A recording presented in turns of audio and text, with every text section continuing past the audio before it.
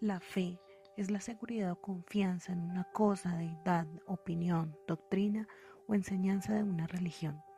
En pocas palabras, es aquello que nos motiva, nos enriquece, nos llena, capaz de apaciguar nuestros más grandes miedos, pero también de sacar los más grandes monstruos.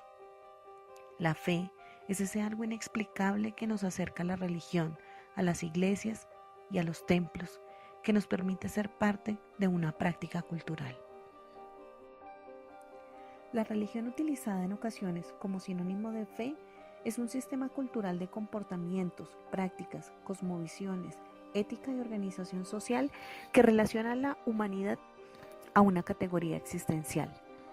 Dentro de la religión existen diferentes narrativas, símbolos, signos e historias sagradas que pretenden dar sentido a la vida o explicar el origen de la vida o el universo. A partir de sus creencias sobre el cosmos y la naturaleza humana, las personas pueden derivar una moral, ética o leyes religiosas, generando así un estilo de vida.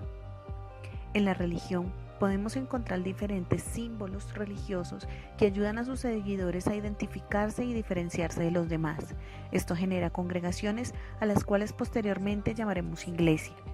Estas, a su vez, se reunirán en templos, designados como edificios sagrados, para realizar sus reuniones y así expresar su fe. Existe gran número de personas de todo el mundo y por esta razón, la religión como movimiento de grandes masas también ha traído gran número de iglesias y templos aquí en Bogotá. La religión en Bogotá es muy importante, pues la iglesia tiene mucha influencia, donde podemos encontrar diferentes templos religiosos a lo largo y ancho de la ciudad, aludiendo a las diferentes religiones alrededor del mundo. Un sinnúmero de iglesias cristianas independientes opacadas por los diferentes templos e iglesias que aún predominan en Bogotá y en Colombia, como lo son las católicas. Cada una con sus ritos, símbolos, signos, gestualidades, discurso y estilo de vida diferente que permiten al público darnos cuenta de la diversidad en la ciudad. Armando Silva, a través de su libro Ciudad Imaginada, en su apartado Ciudad y Nostalgia, pudimos rescatar el siguiente fragmento. El umbral de la puerta de la casa, límite para transportarse el mundo privado hacia el público de la ciudad. En este caso, el umbral del templo de la Porciúncula es el límite para transponer el mundo de la fe, ambientado por un lugar silencioso y tranquilo, hacia el mundo exterior, en el que la gente se mueve con afanes, preocupaciones y sentimientos volátiles que responden a los diferentes estímulos producidos por la sociedad, como es el tráfico de la calle 72, de la carrera 11 y la contaminación producida por Transmilenio muy cerca de la Porciúncula, en la Caracas. Estas personas a quienes nos referimos pueden ser estudiantes de la universidad pedagógica, vendedores ambulantes y empleados de los negocios y empresas aledañas. En este proyecto investigativo con énfasis en el análisis semiótico de la Porciúncula, hemos visitado su interior durante el inicio de la celebración eucarística. Como nos podemos dar cuenta, el templo tiene ciertas características, como lo son su estética arquitectónica, adornos de coronas de Adviento y otros elementos que más adelante analizaremos. Nos encontramos ahora en uno de los momentos más importantes del rito de la celebración eucarística, el cual es la consagración del pan y del vino. Al respecto, nos podemos remitir al texto de Silva en el apartado Cuerpo de Ciudad, donde nos dice lo siguiente: el cuerpo, según se desprende de prácticas sacrificiales o del vocabulario de entonces, puede entenderse como un modelo de unidad territorial. Nos damos cuenta que todos los participantes de la celebración se unen y se arrodillan, formando un solo cuerpo, un solo modelo de unidad territorial y un solo modelo de unidad espiritual. La música es un elemento fundamental en esta investigación, puesto que es un elemento muy importante dentro de la liturgia de la Iglesia Católica. Nos dice Silva, los cantos y pregones urbanos recorren todas nuestras ciudades. Dado el recinto en el que nos encontramos que los cantos y pregones recorren todas las naves y son códigos lingüísticos que acercan el alma de los fieles a Dios.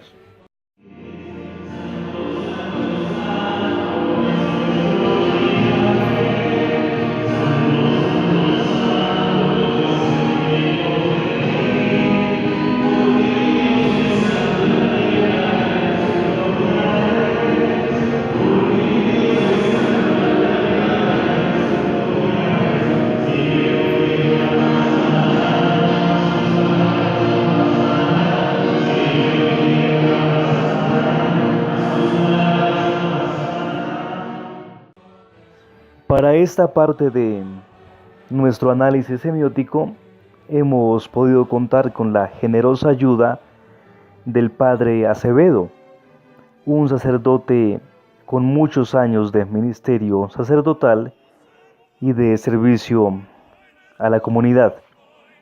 Él es fraile de la orden franciscana, la orden que está a cargo de este templo, de la Porciúncula. Él nos ilustrará sobre la historia del templo de la Porciúncula, desde su experiencia como joven fraile estudiante. Nos mostrará la historia del templo ya mencionado como un lugar de trascendencia para la orden de los franciscanos, como un lugar que vivenció cambios en cuanto a la formación del mismo vecindario, como un lugar que también experimentó modificaciones y que participó de la evolución de la misma ciudad. Además, el padre Acevedo también nos ayudará a comprender signos y demás elementos presentes de la tradición franciscana y su influencia en este templo. Buenas noches, me encanta saludarlos, tenerlos acá y para colaborarles en lo que pueda, esté al alcance con todo gusto. Espero las preguntas. Mi nombre pues es Luis Hernando Acevedo Quiroz, sacerdote franciscano, doctorado en Derecho Canónico en la Universidad Romana Antoniana.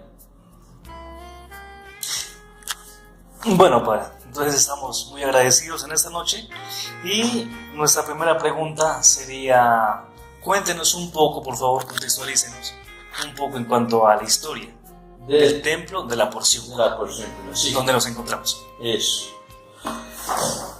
Este templo y la casa alrededor, porque aquí en el despacho parroquial hay fotos antiguas, ahorita podemos verlas. Se empezó a construir en el año 1919, ya vamos a cumplir unos 100 años aproximadamente. Y con el objeto de aquí pasar la casa de estudios de teología y filosofía de los franciscanos que comenzó en San Francisco, en el centro de Bogotá, allá en el convento de San Francisco. Y ahí funcionaba ya lo que se llamó el Colegio Mayor de San Buenaventura. Pero era ya estudios como una universidad en esa época, en 1708, inició allá en San Francisco. Y entonces ya era muy estrecho y difícil, entonces los franciscanos aquí en Colombia pensaron en este lugar, que era todo esto, era deshabitado, potreros. Y se comenzó la edificación tanto del templo como del convento. El templo después el arzobispo lo erigió parroquia en 1942. Ahí está la placa que dice cuando la bendijo la primera piedra. Y después, cuando ya se terminó de construir el templo, pues se dijeron una parroquia de la Porciúncula.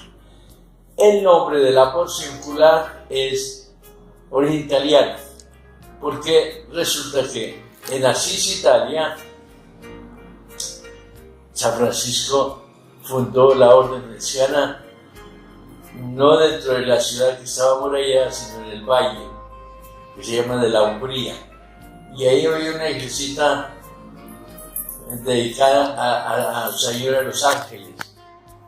Y entonces él, una revelación que yo le hice en la iglesia de San Damián, allá que está dentro de las murallas, el Cristo le dijo: ve y repara mi iglesia. Y él pensó que era esa capillita que estaba destruida y empezó a arreglarla y todo. Cuando ya se dio cuenta que el mandato de Cristo no era la iglesia material, el templo, sino toda la iglesia católica en el mundo, entonces fue cuando él ya vino la conversión de él y fundó ahí en la Porciúncula, en italiano significa una porcioncita de terreno,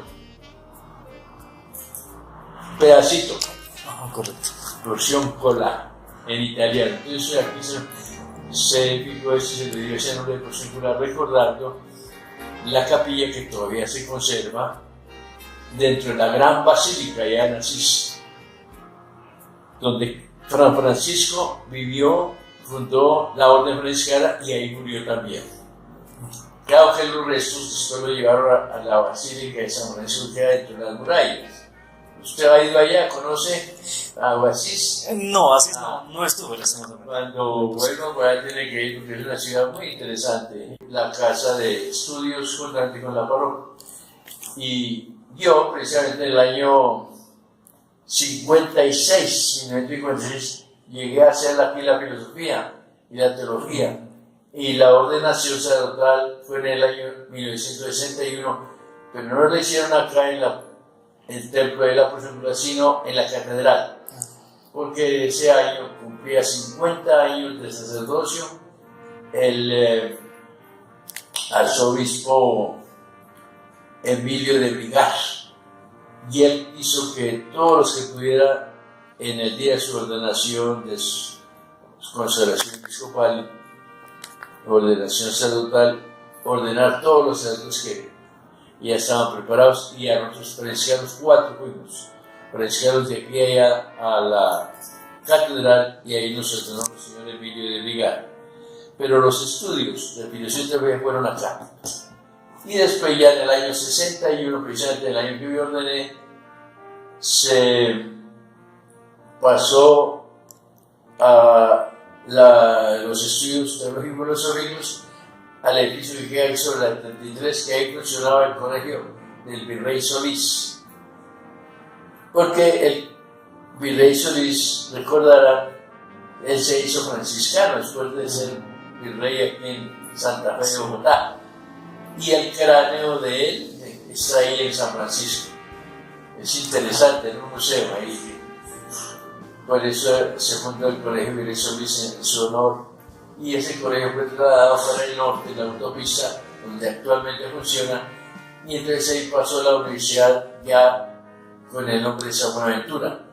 Pero en 1991 se fijó en la 170 la nueva sede de la universidad, en la 170, ahí junto a La Salle, Colegio de La Salle. De tal manera que ya no se llama Colegio Mayor de San Buenaventura, que era como durante la colonia una universidad, sino ya tomó el nombre de Universidad de San Buenaventura, lo consideró el Ministerio de Educación, ese título, Universidad de San Buenaventura. Pero entonces acá funcionó al principio y con una gran biblioteca, eso fue trasladado allá y ahora está en la 170. En 1978 se hizo la remodelación de esto y entonces las empresas construyeron lo que fue el Gran Ahorrar, Centro Gran Ahorrar, pero que ahora ya no es Centro Gran Ahorrar, sino se llama Centro, ¿cómo es Avenida Chile, la Avenida Chile. Pero es el mismo Gran Ahorrar. Claro, ahora con otros dueños, administradores. Y me acuerdo que cuando iban a hacer toda la remodelación de acá, los arquitectos, en fin, querían trasladar ese templo de la Porciúncula más hacia, creo que era tan al pie de la Avenida Chile. Y el proyecto era tumbarla y hacer un templo moderno aquí con un jardín adelante y una fuente de agua. Pero entonces el cardenal, menos mal, no dio el permiso de tumbar el templo de la Porciúncula. Ahí quedó, pero ellos hicieron todo esto. Y en dado caso que si hubiera pasado, ¿qué efecto será? Mal, porque se había acabado la historia propiamente. Y el templo tiene esa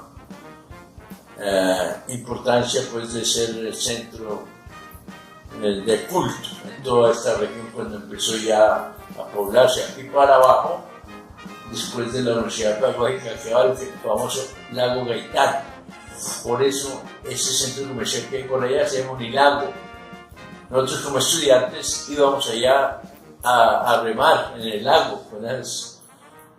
Sí, eso era todo, eso era potrero aquí para abajo. Yo estoy hablando del año 60, 59, 60, 61, que fue cuando ya... En esta sección en particular de nuestra entrevista con el padre Acevedo, podemos evidenciar uno de los postulados propuestos por Silva en Ciudad y Nostalgia, en la página número 20. Cuando hablamos pues de memoria urbana, no podemos olvidar que las cosas nos hablan, que los muebles tienen relaciones, que el lenguaje posee sus usos privados o públicos. La memoria urbana, de la que tanto se habla hoy, ha de remitirnos a una profunda relación con el pasado. Algo que con el padre Acevedo se pudo ver evidenciado frente al dinamismo y al cambio que ha tenido la ciudad y la estructura, y cómo él recuerda esos cambios de que si bien hoy no se evidencian, pero para él siguen siendo parte de su memoria. Y después me nombraron rector del colegio franciscano que tenemos en Santa Marta, San Luis Beltrán. Y estando allá, los superiores me propusieron que fuera a Roma a estudiar Derecho Canónico, a estudiar Derecho Canónico. Y estando allá, como le contaba antes, no me vine aquí a Colombia sin el doctorado, sin el diploma. La verdad que eso es así como la historia de este templo. Conocemos, padre, de un signo lingüístico que nos llamó la atención recorriendo el templo, y es, digámoslo así, el lema, siendo coloquialmente hablando, el lema paz y bien, que es propiamente de ustedes los franciscanos. Como signo lingüístico, o sea, ¿nos podría decir, por favor, qué significa? Sí, es que eso tiene una trayectoria y una historia muy interesante para el idioma español, pero especialmente para nuestra fe cristiana, porque Francisco fue el promotor, digámoslo así, de la paz por todo el mundo, pero una paz que no incluyera solamente la armonía y la convivencia de los hombres, sino también el compartir esa paz, esa armonía, ese diálogo con la naturaleza entera. Por eso de pronto se trata de resaltar por eso con la estatua que está ahí, ¿no? Como los lobos. Compuso el famoso cántico que se llama de las criaturas, que comienza: loado sea mi Señor por el hermano sol, porque nos da la luz y todo el día. Loado sea mi Señor por la hermana luna, la noche y lluvia. Loado sea mi Señor por la hermana tierra, por la hermana agua, el hermano fuego. Va escribiendo todo de una manera poética y de una manera sobre todo espiritual. Y entonces hermanando a los hombres con todos los seres de la creación, porque son obras de Dios. Todos nosotros somos creados por Dios, entonces somos hermanos de la naturaleza. Y por eso a Francisco de Asís, el Papa San Juan XXIII, lo nombró patrono de la ecología a nivel mundial. San Juan XXIII. Y la paz, hay la historia de él también con el famoso lobo de Gubbio, que aquí estaba la estatua porque robaron el reno y el lobo está todavía ahí, menos que no lo han robado, pero que estaba ahí el monumento a San Francisco de Asís. En este momento, el padre Acevedo hace referencia a la inseguridad que ha afectado al templo de la Porciúncula.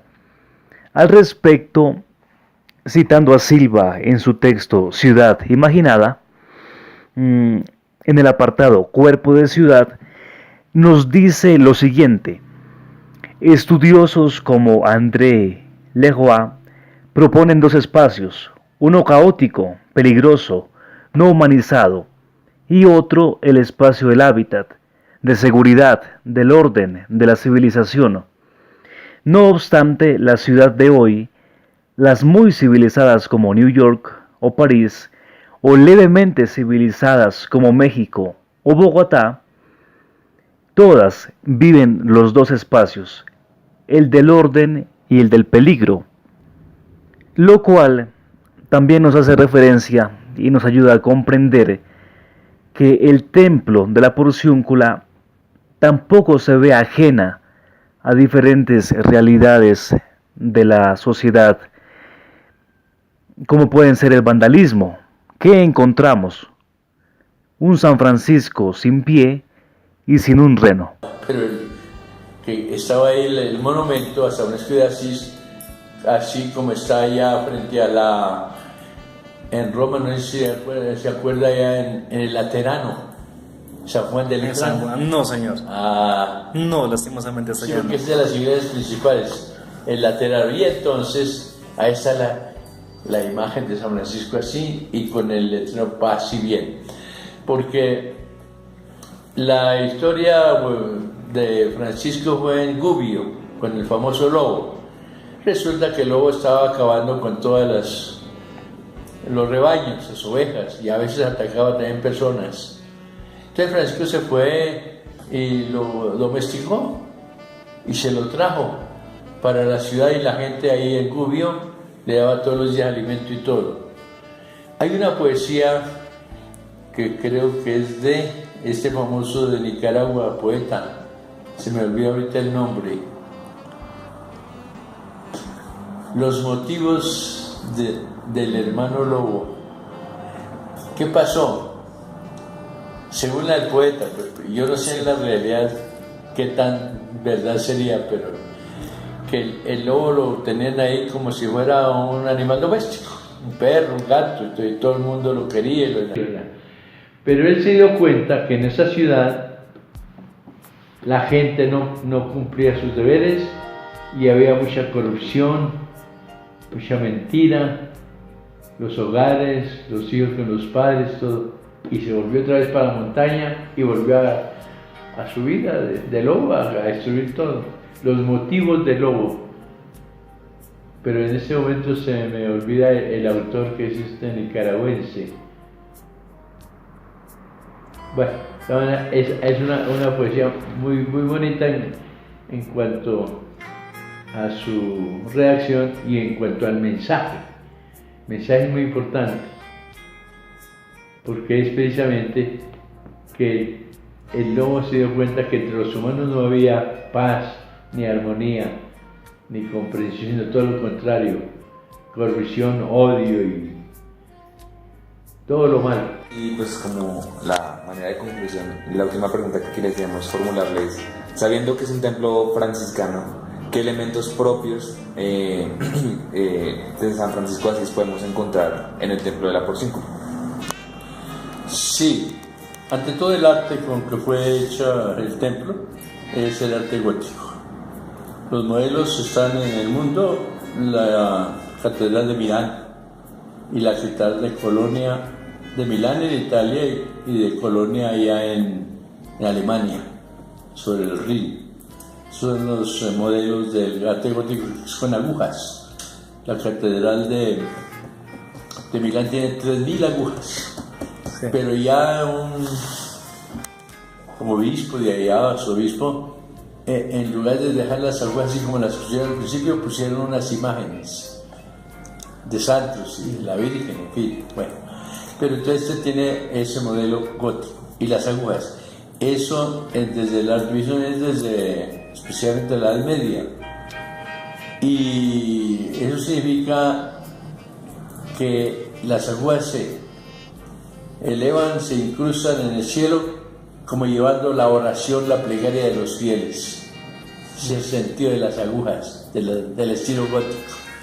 Interesante. Ese era el ideal y el arte de aquellos arquitectos. Y aquí los franciscanos, entonces, tuvieron, porque Francisco de Asís fue en tiempos en la Edad Media. Él nació en el 1181 y murió en el 1226. Y aquí los vitrales, todos tienen santos franciscanos, los principales, que son San Buenaventura, San Antonio de Padua, San Pascual Bailón, el patrono de la Eucaristía, y sí, Santa Clara, que fue la orden que fundó San Francisco con Clara de Asís, allá en Asís. Porque Francisco fundó 3 órdenes: la orden franciscana, nosotros, que ahora ya está subdividida, la segunda orden de las clarisas y la tercera orden de los que llaman seglares. Son casados, pero tienen su forma de seguir la espiritualidad franciscana y tienen unas normas especiales para pertenecer y hacer muchas obras, especialmente apostólicas, en el mundo. La orden tercera franciscana. Y en el centro de Bogotá, junto a la San Francisco, está la tercera, no sé si han oído hablar, la iglesia de la tercera, frente al edificio La Bianca, actualmente. Sí, eso es de la orden tercera, fíjense. Y a eso la orden que dirige todo eso. Claro que los padres franciscanos atienden todo lo que es de sacramentos, pero eso está bajo la orden tercera. Y ahí tienen la expresión del Santísimo continuamente, diariamente. Y los otros signos franciscanos pues están ahí en el monumento del lobo de Gubbio y del reno, como llamará, el cordero, indicando que entre ellos hay verdadera armonía, paz, que es lo que hizo San Francisco. Y él fue el que compuso esa famosa oración por la paz: Señor, hazme instrumento de tu paz, que donde haya odio siempre digo amor, donde haya duda fe, donde haya desesperación esperanza. Entonces, eso es muy bonito todo eso. Y Francisco es el patrono de la paz, pero como les dije antes, no solo la paz entre los hombres, sino la paz con toda la naturaleza. La paz. Y por lo demás, pues el templo de San Francisco en el centro de Bogotá sí tiene muchos signos y recuerdos de la orden franciscana ya en todos esos artesonados, porque ya todo eso es el arte barroco y un poco después del barroco el churreriesco. Pero es interesante ver todas las figuras y todo. Y a ese Francisco también se conserva una pintura de San Francisco que hizo Zurbarán, el famoso Francisco de Zurbarán, que en un tiempo estuvo en el Banco de la República para evitar que él lo robara, pero ahora el Banco de la República lo volvió al templo. Ahí está en el convento de San Francisco, que es el famoso que por aquí ahorita les muestro, de Zurbarán. Y la Porciúncula pues ha sido el centro, digamos, de los estudios. Fue donde comenzó la Universidad de San Buenaventura y donde se formaron todos los frailes y obtuvieron la licenciatura en filosofía y en teología, dados por el Ministerio de Educación, de esas facultades. Interesante la historia. Lástima que ahora pues ya se cambió todo con la remodelación que se hizo. Así como el padre Acevedo nos muestra los diferentes elementos estéticos que hacen parte del templo de la Porciúncula, nos damos cuenta que ella tiene su propia estética. Al respecto, nos dice Silva en Ciudad Imaginada, en el apartado de Estéticas Urbanas, que la estética no es solo una ni para unos, sino de todos y para todos. Ejerce un vasto dominio social, no se deja excluir ni permite que se use con fines excluyentes.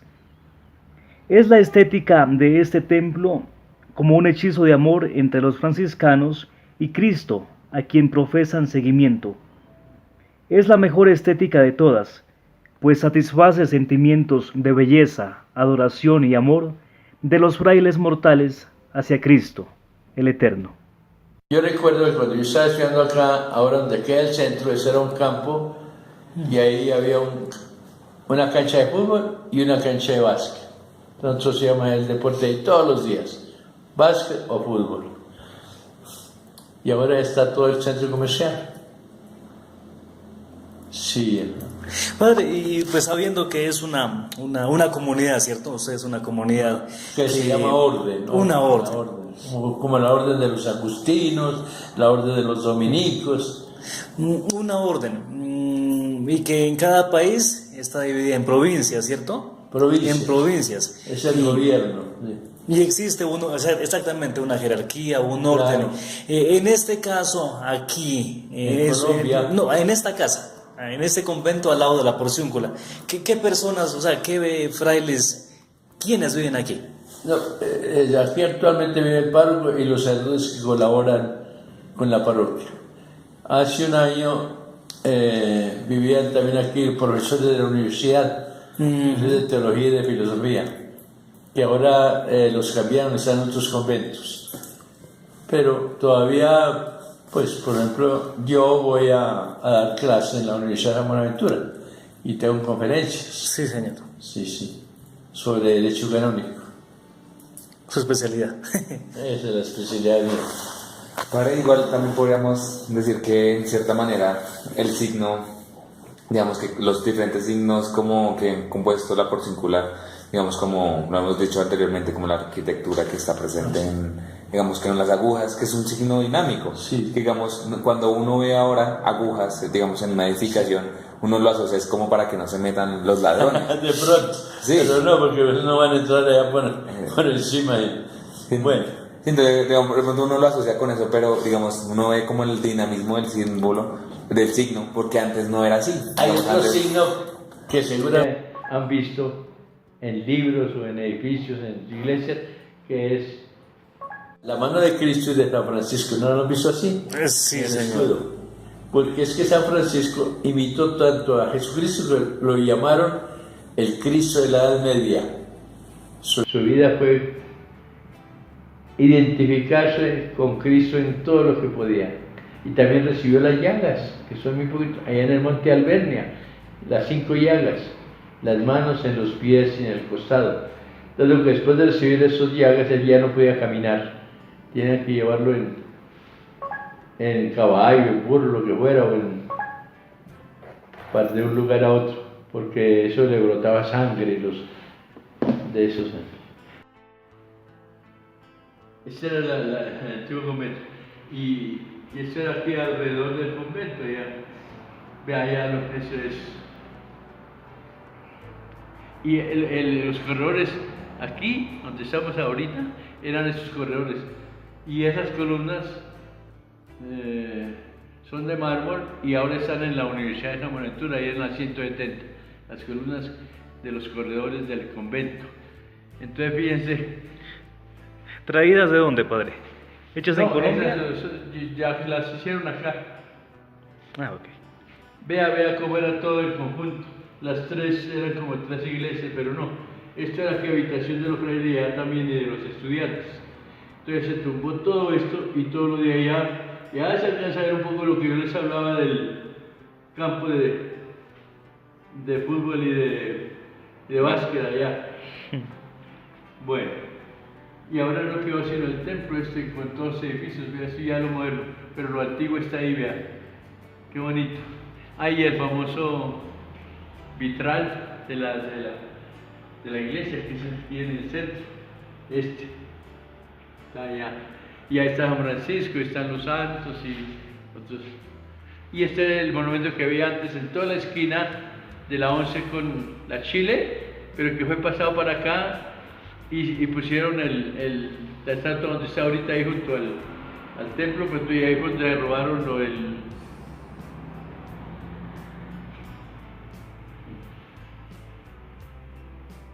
Eso no se ha recuperado, eso era lo antiguo.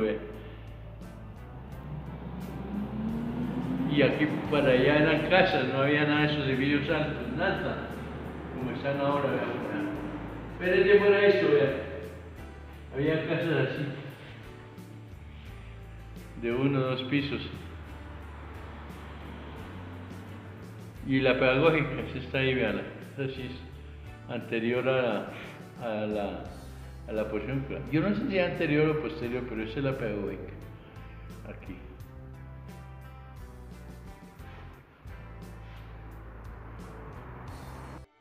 Como nos dice Ferdinand de Saussure, la relación entre significante y significado está fundada en un consenso social, por el cual grupos humanos deciden asumir esa asociación.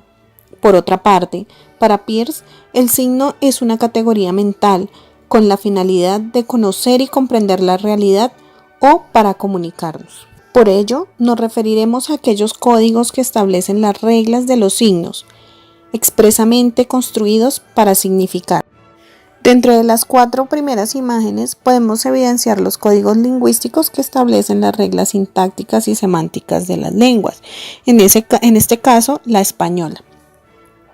Podemos denotar también el consenso social que nos comenta Ferdinand de Saussure a través de las diferentes actividades que va a realizar la iglesia o las diferentes eucaristías que se realizan alrededor del día, dejando en evidencia el consenso social. Por otra parte, en las fotos donde están las personas que se van a casar próximamente, obviamente tenía que haber un consenso para que ellos pudieran colocar esas fotos dentro del templo. Entonces podemos asumir esto como un código lingüístico y también un código de comunicación, ya que se le comunica además a la comunidad lo que está por pasar.